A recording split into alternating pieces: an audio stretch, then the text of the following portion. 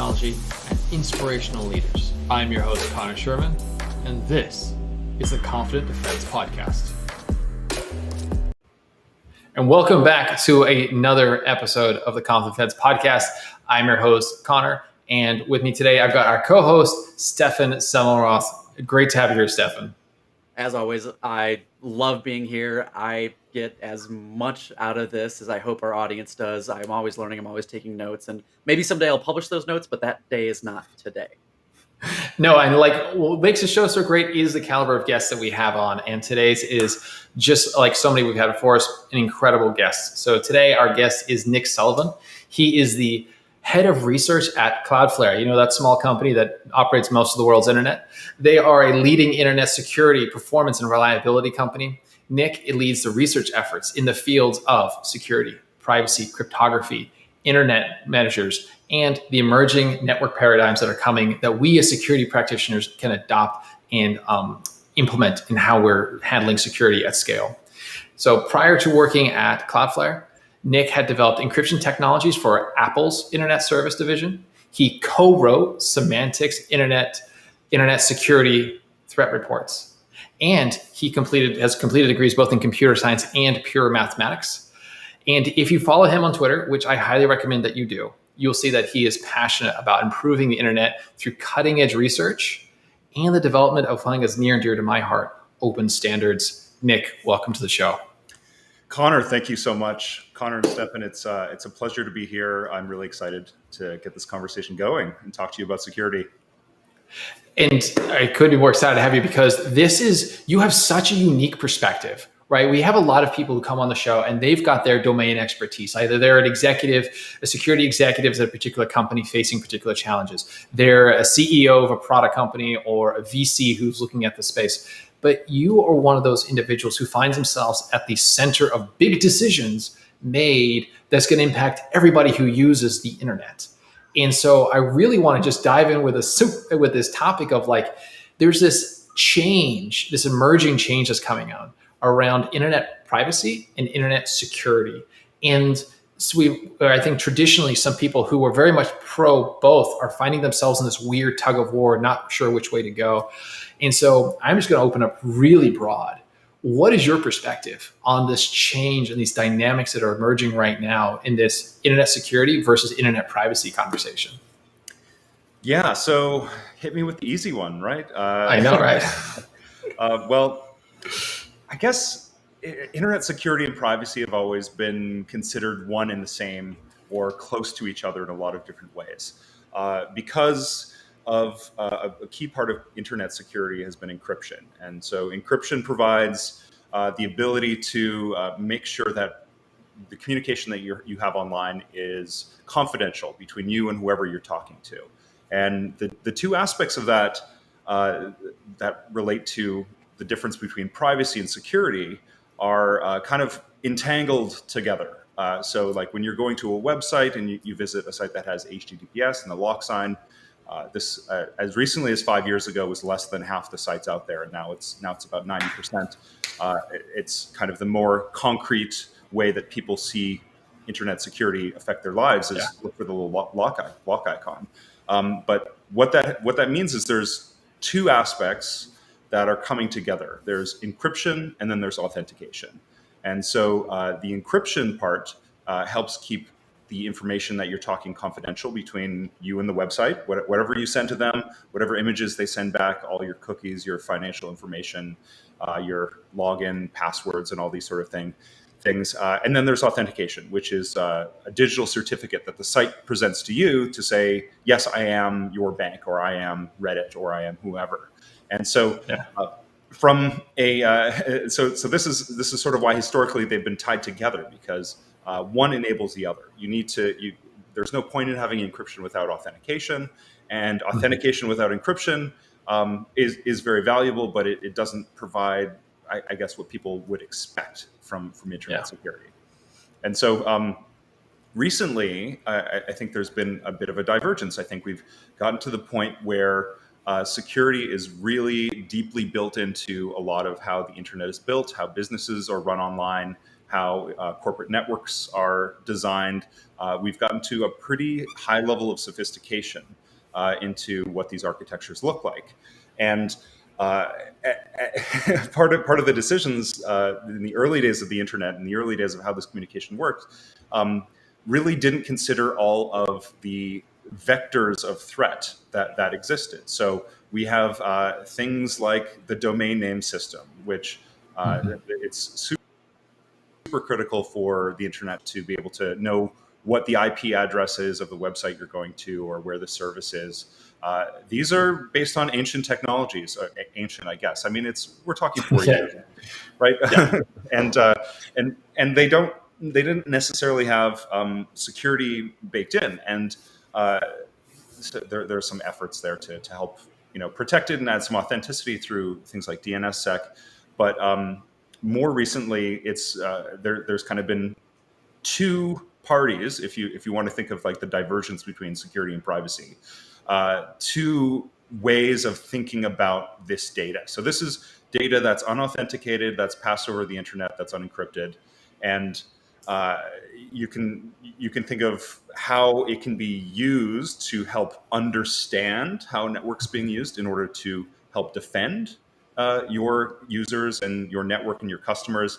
This is a treasure trove of data, and security has moved very much in the last 5 years in the direction of data analysis and machine learning and being able to all of these different what's happening from this public information and use that to help make users safer or to understand what's going on your network, understanding breaches, understanding whether it's network attackers or whatever it is. But on the other side of the coin, it's been that a really interesting evolution in how people have been online. So many more people are doing everything online and their lives are online, that this data, sort of beyond the corporate environment, but onto the wider internet, becomes really valuable. And a lot of businesses have built their entire revenue stream on understanding users and understanding what users are doing online. And so this data, which is free flowing across the internet, has become sort of a interesting honeypot of information, not for making people more secure, but for making profiles or whatnot of people. So there's been a push to try to make it make the internet more private to help protect individuals' data, but this is also taking away somewhat, or it's conflicting goals with the data analysis for security, to build security into enterprises and to even in residential situations. And a lot of systems are in place to use what has been public data for decades, and this public data is going away. It's really interesting, isn't it? I mean, when I think about my journey through security, I started, network security way back when, right? Like that was the thing, right? It was all, if you could just harden the firewall, if you could just, do that. And so getting deep into, okay. And then remember like when the first, hey, let's do SSL inspection, because the only people who would need that are the bad people, or the bad guys, and who want to do exfiltrate data over command and control that's encrypted. And so we said, great, let's go break that encryption.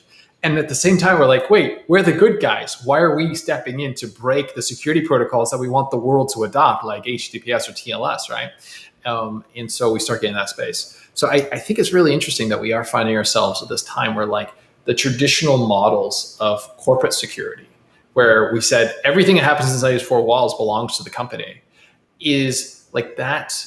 For that to work, we've had to allow or exploit weaknesses in protocols, which are now being fixed. And so the consumer is getting better security with, encrypted DNS over HTTPS, or TLS 1.3, where SNI fields can be encrypted. And all that information that corporate folks are relying on to protect those four walls is going silently away. It's better for the consumer, but as corporate defenders, we have to kind of adjust our methodology on how we're protecting our companies. So I mentioned two technologies in there because they're the ones that came to mind for me, which was the DNS over HTTPS, where we can start to protect that. And the other was the TLS 1.3 protocol. Are those two good examples, or are there other things that we should be thinking about in this this pivot, this change from privacy and security, and as they're related but slightly divergent at this moment? Yeah, from a network security perspective, these are two examples. Obviously, the full scope of internet security and privacy encompasses a lot.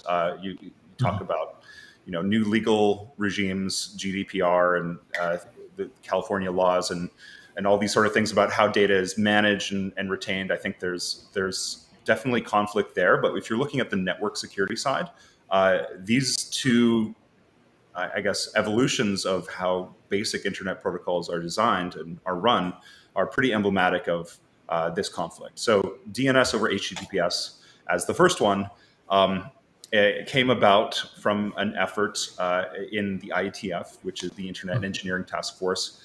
This is the standards body that helps define, how computers talk to each other on the internet. And so DNS came out of there, BGP came out of there, TLS comes out of there. And this is it's a body of volunteers, really, that get together, 3 times a year and pump out these documents called RFCs. And so it's a really interesting process that I've had been able to sit front row in for the last couple of years.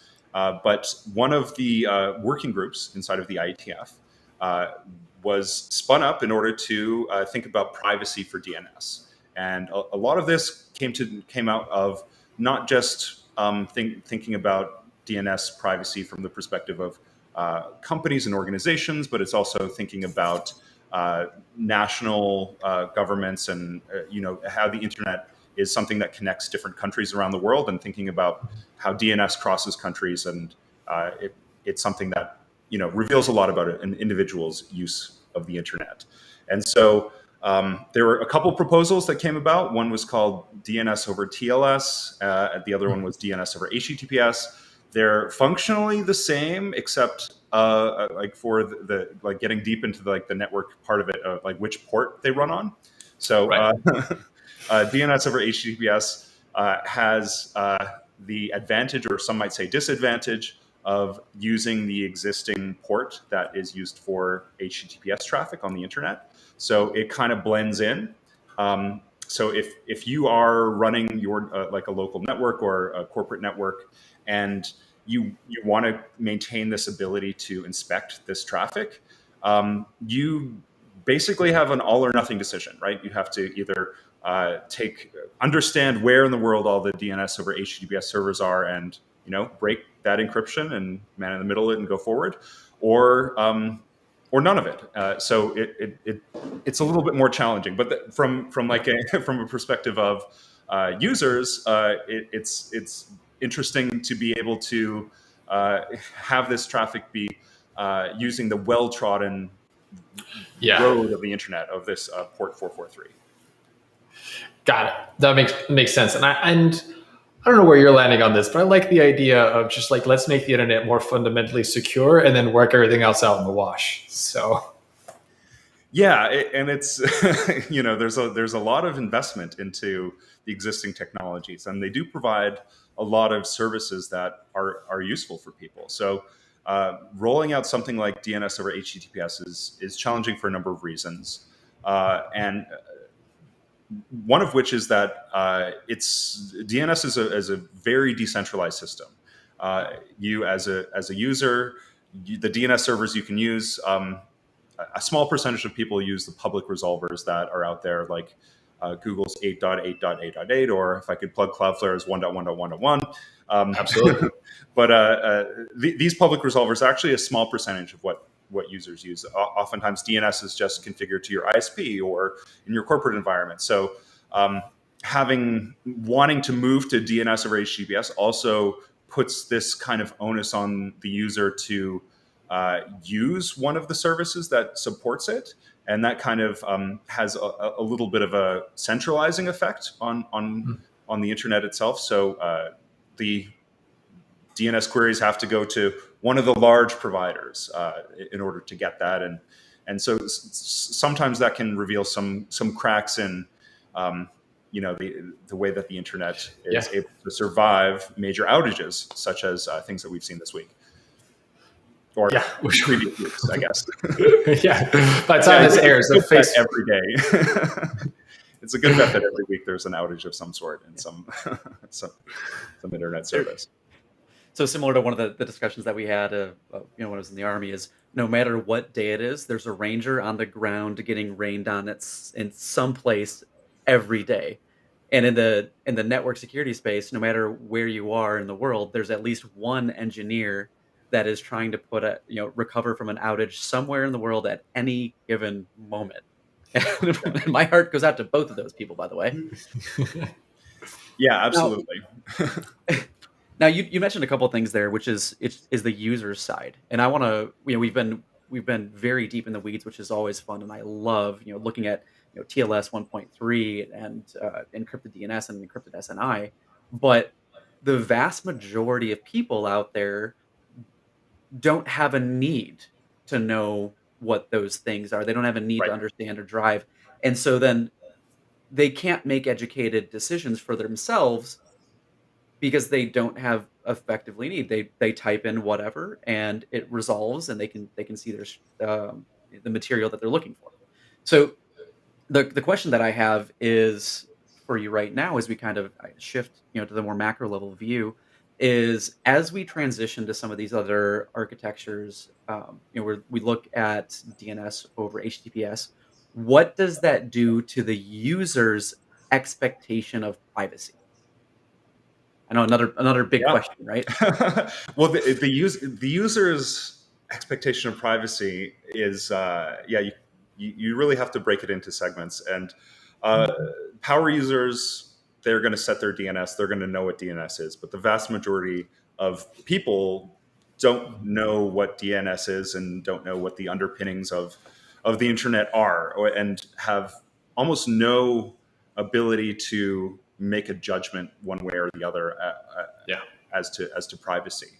And so the directions that user agent vendors have been taking here is let's just make it secure and not even let's use our judgment in order to make it secure on behalf of users, and we might have to make some decisions on their behalf and make sure that it's kind of transparent to them. They're just typing things in, and suddenly this area of privacy concern that they actually didn't know they had for using the internet for the last 30 years is somewhat better. So how to communicate that to users, that's a really hard one because I think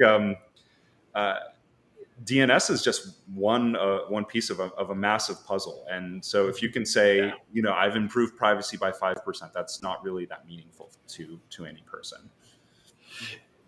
You put this on Twitter not too long ago, because I was definitely trolling your feed before the show, and I was doing research for the last couple of weeks, and there was a statement you had, I just kind of and it was a positive one, which was this idea of bringing security down to a lower level of the internet, and just as we that as being a good metric, and this is my interpretation of that, that is now a good metric of are you making the right decision? And I think it's if as a community of security leaders, we can just say, generally speaking, this is going to make things more secure at a lower level of the internet, that will have net positive effects throughout, and then we can just make decisions from there. So I just wanted to plug that. So that was just a really good insight and a really good just kind of encouragement of the work that's being done, not only by your team at Cloudflare, but these other organizations that you're involved with as well, like the EITF that you mentioned. Yeah, I like that metric for deciding on whether something is going to be long-term a sustainable improvement for the internet versus solving a short-term problem. So if you're adding something that fundamentally takes away capabilities of attackers, then things are going to be stronger and going to continue to be stronger long-term. But the effects of those in terms of right now are often the most challenging parts of moving that needle. Well, So these you are said non-trivial problems. These are really, really, really tough problems to solve. Absolutely, yeah, and this is why this is a very slow process, and it's one that requires a lot of communication and education and coordination, not only between the sort of standards development organizations and like browser vendors and security vendors, but like the big corporations that are providing services like email, coordinating with different governments, because in different places around the world, there's different requirements on organizations like ISPs. In the UK, for example, there's particular rules around DNS that apply to ISPs that don't necessarily apply to non-ISPs. So there's, I guess, one of the downsides, maybe not downsides, one of the implications of the internet, these pieces of the internet being insecure for so long, is that institutions have had time to build in the assumption that they will always be insecure. And so that's where that's where the challenging problems really come to a head, because you'll have things like legislation passed, or you'll have large business interests around deployed technologies that make these assumptions, and the assumptions are that the world will continue to be as it is. Yeah, and that's not always. It reminds me of like the whole industry around filing your taxes, the software to file your taxes, and automating that. I'm like, wait, just go make filing taxes simpler, people. It's like, but this whole industry now exists to support the.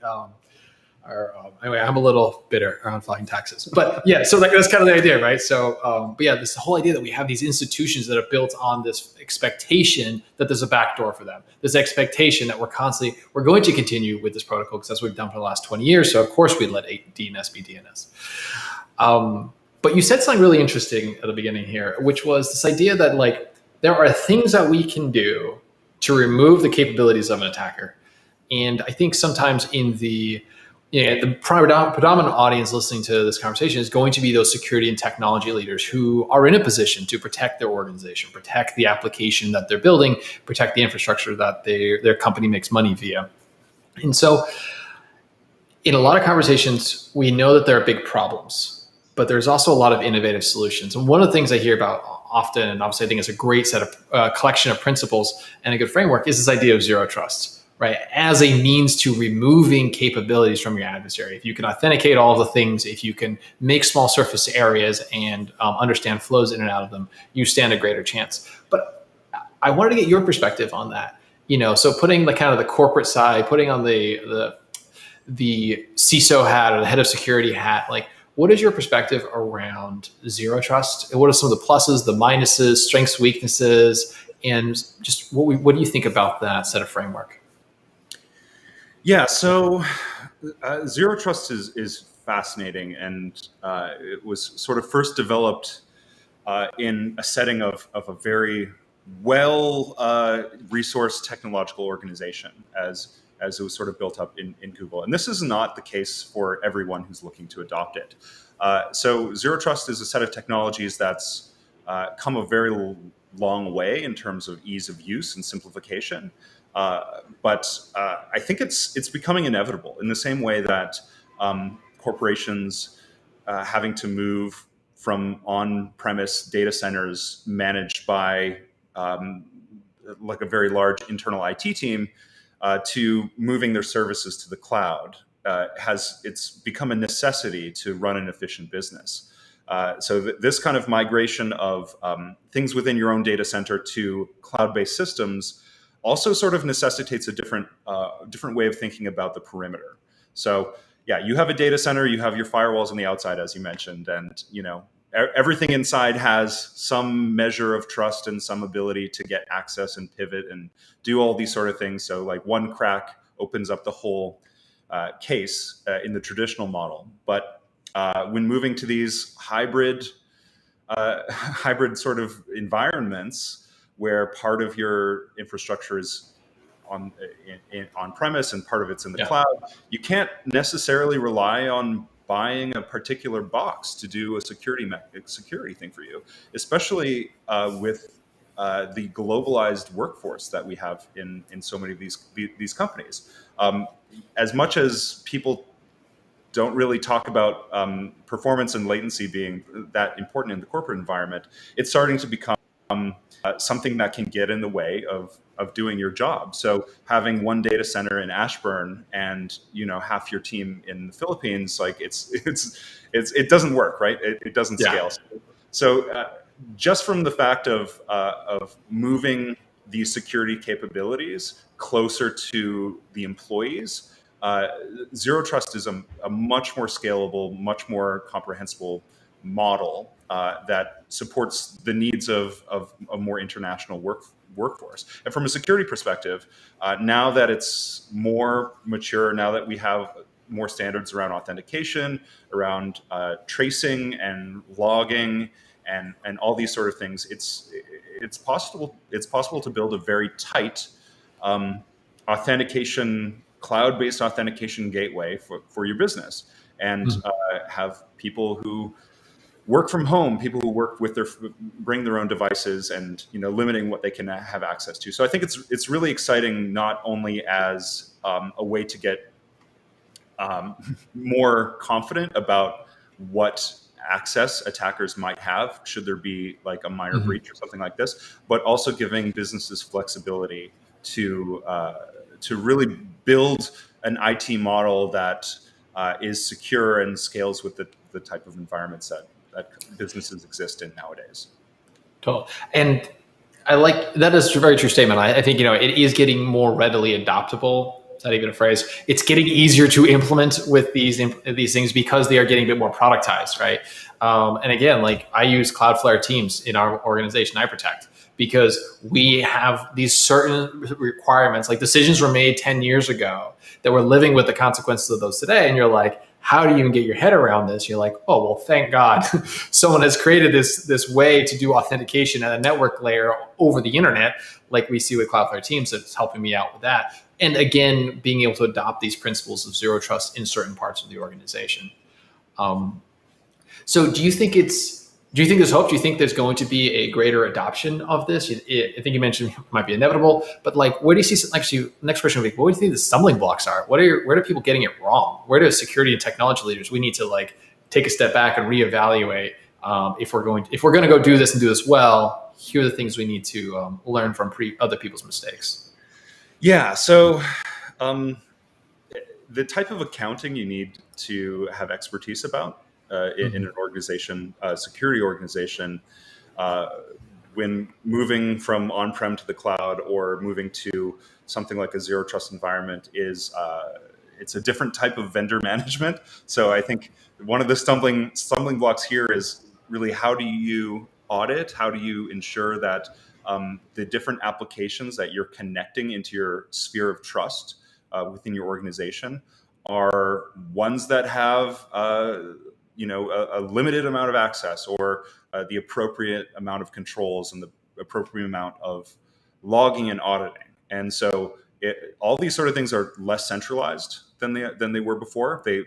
You may have one zero trust vendor, but like you're connecting to things like Salesforce, things like Okta, Workday, whatever all these business applications that you need. They're kind of all wired together in a very different way than you would build a traditional security thing. So having a good sense of the accounting of all of everything that you and a good way to vet new SaaS applications that you're bringing on board, and that's very important for once you're all the way there. And so I think the stumbling block is having half and half, right? How do you make the transition from a situation where you're relying on a couple boxes to do security mechanisms here, and then like a small part of the company has moved over to Cloudflare Teams or something like this, and like how do you wire these all together, and how do you do it without a well, maybe not how you would do it without it, but like how do you best leverage the type of expertise that you need from individuals in the company? Like, how do you staff appropriately? And so sometimes you do need folks with a little bit more engineering, API, cloud type of experience than you might in a more traditional IT setup. Well, that's something that we see all the time right now on staffing. So I've lot of experience on the staffing side of the house, and that is, well, let me just take it from this perspective. Oftentimes when I have people come and ask me, "Hey, how do I get into security?" I don't say, go take the first couple certifications. I say go learn cloud first. And Yeah. because API and JSON and working with data and transforms is so important to that security. So I'm right there with you. And I wanted to shift a little bit along those lines because we talked about, building out a security pipeline, building out all of the security things. And how do you think this is going to impact threat intelligence when a lot of our indicators of compromise, our IOCs, are now encrypted? We used to be able to just see it in the data. We could throw a regex over a packet with stateful firewalls. We could do a lot of work, and it was just there. Now that barrier to entry is certainly much higher. How do you see that fitting with effectively the day in the life of the SOC analyst? Yeah, so that's a really great question. Being able to, I think, evolve your, I mean, evolve the type of data that you need to ingest into your systems is the key part of this. Running a regex over a network flow is it's not going to be around in 5 or 10. It's a great thing. It's dead. It's dead. Just call it now. The time of day was such and such as, Without significant cost. Right. Yeah. but with things like Kubernetes and building these kind of trusted mesh of applications and moving on to like a cloud architecture that every aspect can scale up and down, having kind of trusted SaaS vendors and other integrations, you no longer have to just like flow your text, send your text logs to a SIM somewhere.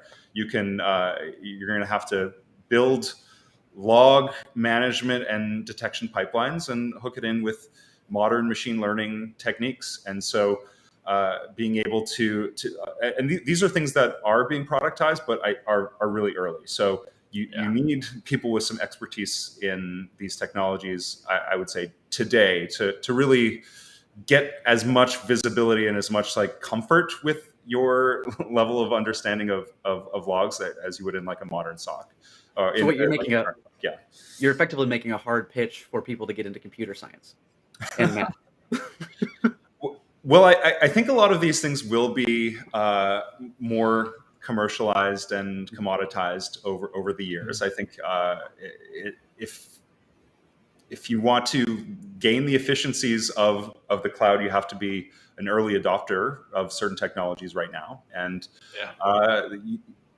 as you said on the staffing side, there's a humongous need for people with any of these skills, especially working with APIs and understanding how to set up things like Kubernetes or like AWS or whatever your cloud configuration.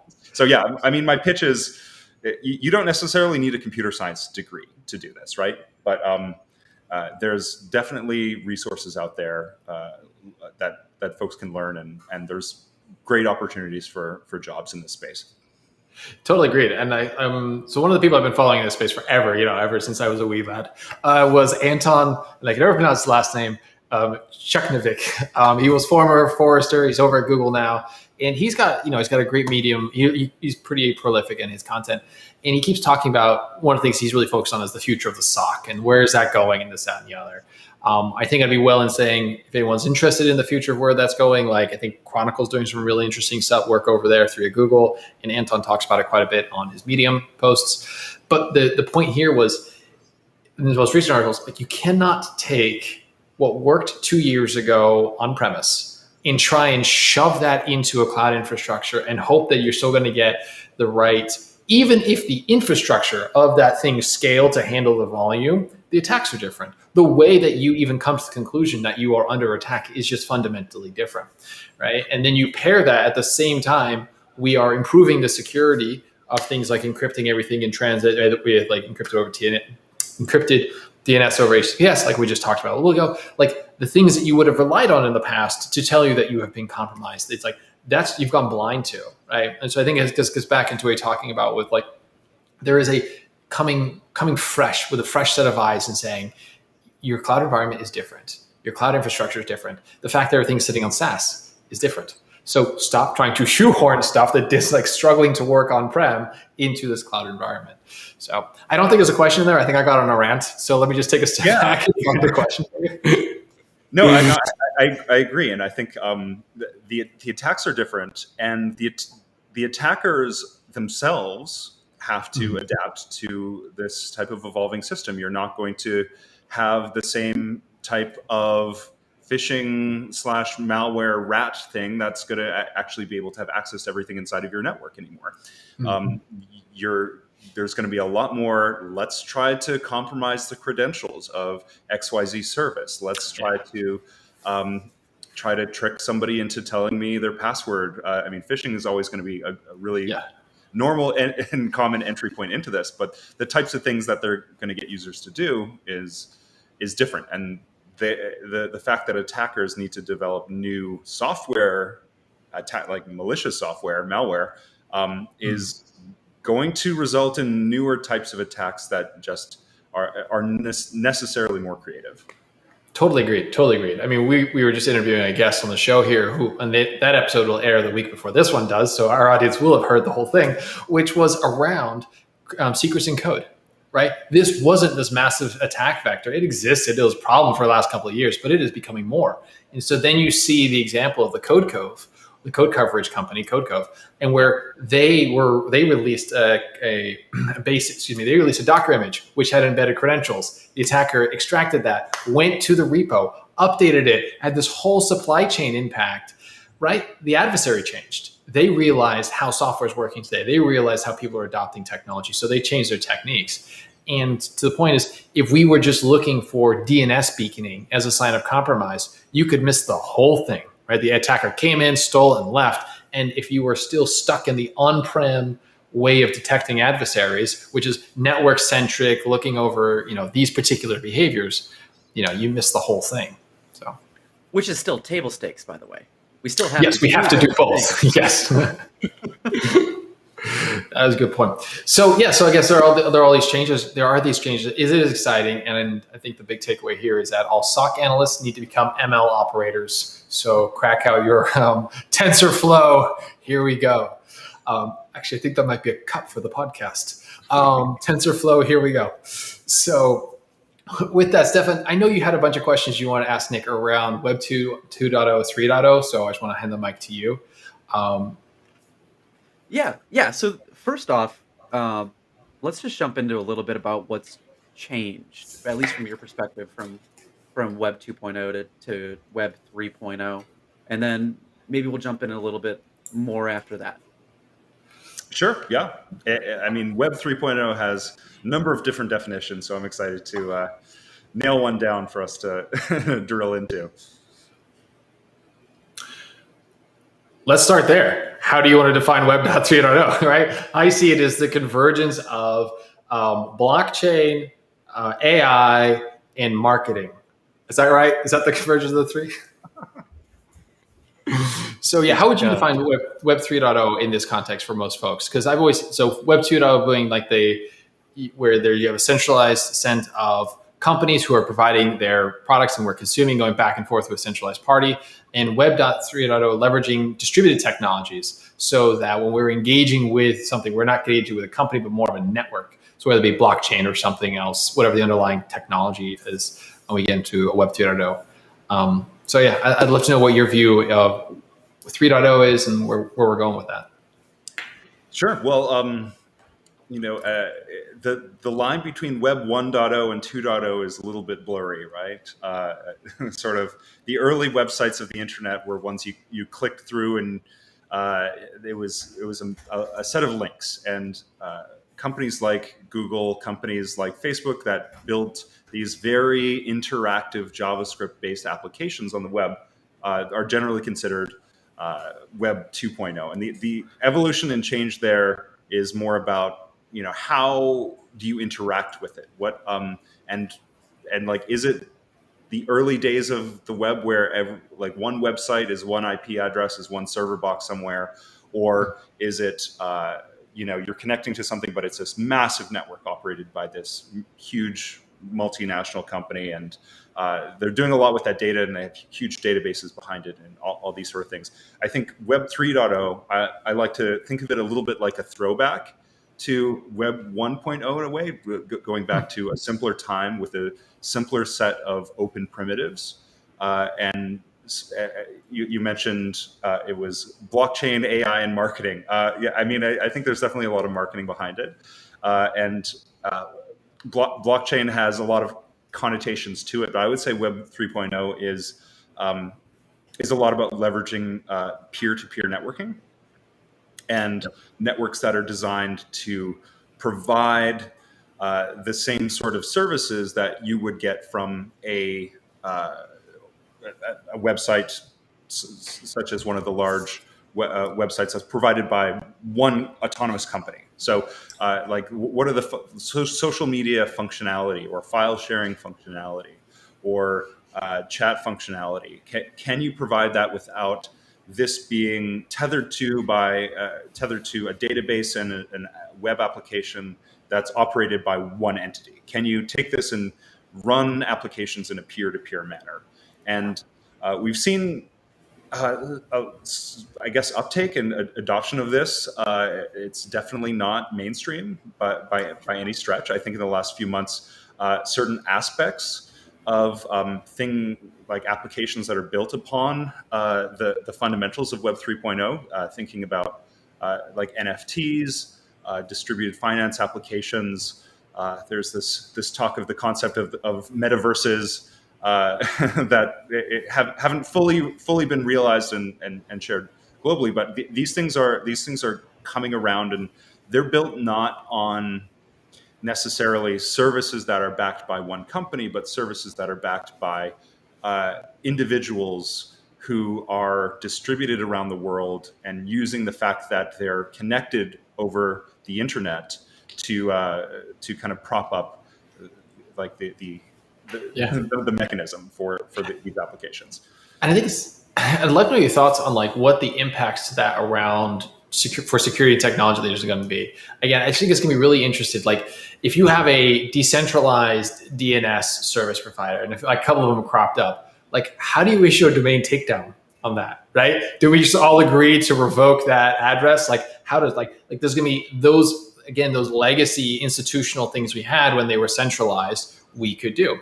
Or if an object that is important and private gets written and distributed through IPFS, the IP file system across the internet, like how do we handle that? Like I think there's some going to be really interesting security challenges to solve because it's a brand new domain. I'm just curious if you had any thoughts on what are maybe some of the most interesting problems that you're seeing emerging that we as security leaders need to start thinking through how we're going to handle as the adoption increases. Yeah. So one of the most interesting parts about why these decentralized technologies are gaining traction is because of the fragility of centralized services. Having centralization, and this kind of leads a little bit back to our conversation about DNS and about encryption for websites, but centralization has the positive effect that it's one entity who's in control of it. And so they can actually push the state of the art forward. They can add things like security, add things like privacy. I think with Web3, privacy is one of the largest challenges, right? Because you're talking about no longer just having all the data of a service in one data center or in one cloud provider or something that has a whole security team protecting it, and they understand how network flows and data flows. They're talking about in a decentralized application taking that and just splitting it among a bunch of random people running a bunch of random software. So it's almost impossible to think of how to take the normal applications or the more usual applications and to carve them up in a way that actually works. So when you see some of these new platforms for distributed computation, talking about Ethereum or like other smart contract platforms that have kind of caught up with them in terms of functionality. There's a small amount of things these applications can do fun stuff, but it's like, okay, well, I can get my digital cat and your digital cat to have digital kittens, and like the level of sophistication versus like the like an enterprise piece of software is miles away. So we have time to get prepped on this, and I think there'll be more and more complex applications built upon it right now. But I think privacy is incredibly difficult to do in a decentralized manner.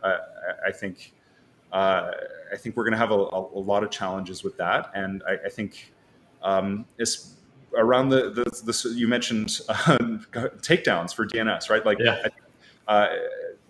Talking about regulation with these regulation and moderation within systems that don't have a centralized control is it becomes a lot more difficult. You need to have some type of system multi-party moderation. Like, it's Totally agreed, man. I think it's going to be really interesting. I think the only hope we have is the fact that like folks like yourself and other security leaders are thinking this through in the protocol design phase, not in the we've been doing it for 5 years. Now let's try and put legislation on top of it, which we saw has not worked with Web 2.0. Like, we're in this pretty god awful state when it comes to security and privacy at the moment. And that's because we didn't think about security and privacy in the early protocol designs. And now we're trying to legislate our way out of it, which is not the way to fix a protocol. So thankfully, like now, at least we can think through these challenges up ahead. Or maybe lean into some of these promises, right? I think one of the promises of Web 3.0 is that we are no longer as individuals, the consumer, but the owner and participant of a network. And therefore we have a say in how it goes. I mean, that's the utopia I suppose we're all aiming for. So. Yeah, so I think that's where I want to leave it. At the sense, also just remind folks, you guys had a birthday week at Cloudflare this week, or so 2 weeks ago you had it. So by the time this airs, it'll be a few weeks old. But you just had birthday week, and there was a really cool Web 3.0 thing that came out, which was the IPFS gateways and Ethereum gateways coming out, is now supported by Cloudflare. So I thought that was just a really cool innovation coming out of your team. You're the larger Cloudflare team. Yeah, this was actually a project that started as part of the research team. So this was something that we built prototypes for and have kind of graduated to the broader production engineering team. So I'm pretty proud of this development. I think it solves a problem that, well, I think folks who are building blockchain-based networks and thinking about things Web3 and from a decentralized point of view are often not focusing on the actual internet and network layer challenges that you'll have. So being able to access some of these decentralized networks in certain places in the world might be difficult. There'll be content filters. There's going to be all sorts of stuff out there on the internet that makes it less smooth sailing than you would expect. And there's also an on-ramp problem. So being able to let users interact with these networks without having to download these complex node softwares and like download in like gigabytes of like background data to make sure that everything's consistent. So the Cloudflare gateways provide kind of an on-ramp for users who can use classic web technologies like a browser and interact with some of these networks and build kind of hybrid applications. I'm excited for that growth and adoption on that. It's going to free up a lot of creativity, in my opinion. Yeah, the more that we can make it easier for people to build performant applications and get content to consumers, the easier it'll be. Speaking of getting content to consumers, a couple days ago, we had a big outage where consumers couldn't get to content around one of the big FANG companies and Facebook. So I know Cloudflare did publish a post on this. Nick, could you just give us a breakdown of who, what, where, when, why, and your perspective on that? Sure. Well, let's see. This was a huge outage, right? It's one of the largest outages, I think, in the history of the company. And it really demonstrated to a very sharp point one of the things about the internet that people don't really know unless you work down these lower layers, which is that it is fully a house of cards based on a couple very small things right at the bottom, right? Yeah. And A couple acronyms that you can't say out in public or people will look at you funny. right, that's right. Yeah, like three-letter acronyms that, like, you don't want to say. But these things are so important and so fundamental to how the internet works, but also so deep on the network stack that the software developers haven't really gotten there yet. And so in terms of automation and safety and these sort of controls, a lot of the lower layers of the internet, there's very few people who can flip a switch to turn something on or off, or to connect networks together. These network engineers, meet at conferences. They all know each other's cell phone numbers and text each other. Right? There's so few of them, like the autonomous system numbers, if you will, of like these organizations. It's like 100,000 is like the widest amount. But in any case, a lot of these things aren't automated and don't have the type of redundancy, because we haven't really seen these people screw up too much. Like they really have, As a former network engineer, the heartburn that comes with shipping change, hey, I'm going to update our BGP routes. Oh, dear God, did you double check that? Is the first thing that comes to mind. Well, and the friction point of going through, and if you're going to do a BGP cutover, if you're like, hey, I want you to advertise my AS, that means I have to cut mine. We have to build GRE tunnels. We have to then start actually capturing traffic and bringing in and watching it deploy worldwide. And then after all of that, make sure that we still got a green light. Like, this is super hard, because oftentimes it's not just the provider, it's the client as well that has to do things on their own systems, their own routers, and hopefully they don't forget to write mem when this is all said and done. At the checklist. Yeah, and so from someone who's like seen software development all the way up to the app development side, to web apps, to like more infrastructure stuff, to deep network side, I think that the maturity around the testing and release and automation process is it's a little bit behind, but there's reasons for that, right?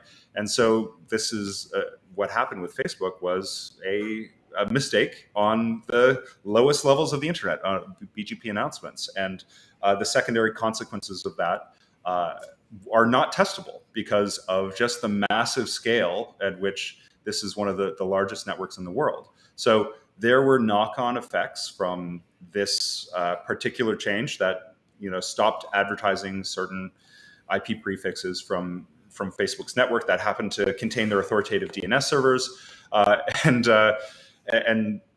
it, once you couldn't reach it, then distributed systems have a couple mechanisms that are built to try to recover from failures, and this is an atypical failure. So you get a lot of amplification effects of retries, for example. So Cloudflare, as we mentioned, the 1111 DNS server saw a massive spike in terms of number of DNS requests, because every single little device out there that was connected to Facebook in one way or another got a serve fail response. And so, okay, well, the server's down. How do I do my thing?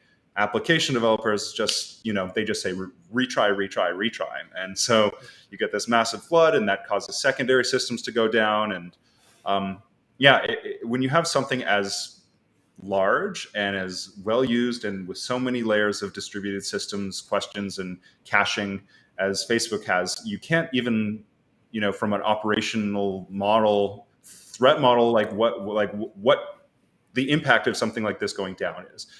So I think there's a lot of lessons to learn about, redundancy and testing, but like in practice, it's very difficult to implement these type of controls.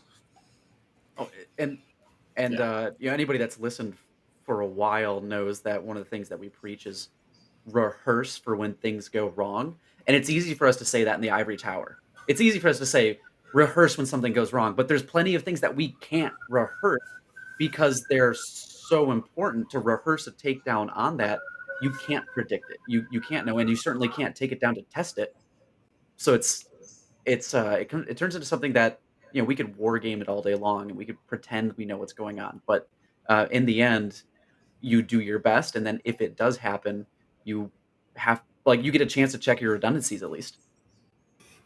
Well, at minimum, now we know what it's like when you take down an ASN with authoritative name servers where billions of people are connecting to it all day long. So we have that. Check. Next, please. Well, maybe speaking of looking back on something that we did recently, Nick, what is advice that you would give to yourself 10 years ago? If you ran into 10-year ago you at a bar, what would you say? That's quite a question. Thinking about myself 10 years ago, I think the most important thing, the most important lesson for people at any point in their career is to stay curious and to know that the world is moving almost as fast as you are. So learn as much as you can, try to keep up with what's happening, and don't just take people's words on different topics. Understand the fundamental mechanisms and those different pieces that are core to how technology works or how things are going are super important to really fully, deeply understand, because they'll serve you in so many different venues. So I'd say, stay curious and go deep and really truly understand the technology that you're working with. That's really good advice, actually. I know, and because I think it is so easy to read the blog post and be like, cool, got it, moving on. You're like, do you really? Can you explain it to a 5-year-old? Do you really get it? And going deep is just such a, because I imagine once we start to understand these technologies better, or whatever the thing is that we're learning, the principles start to emerge. When we understand the principles, then we can reapply them in other places. So yeah, definitely. That's a good reminder for myself. Definitely everyone that's listening is just stay hungry, my friends. Is that how that goes? I did have one other question for you. And this is these last two questions are the questions we ask all of our guests. And the last question for you here is, what is one innovation, Nick, one technology or innovation you want everyone who is listening, one innovation you want everyone that is listening to adopt and bring into the fold?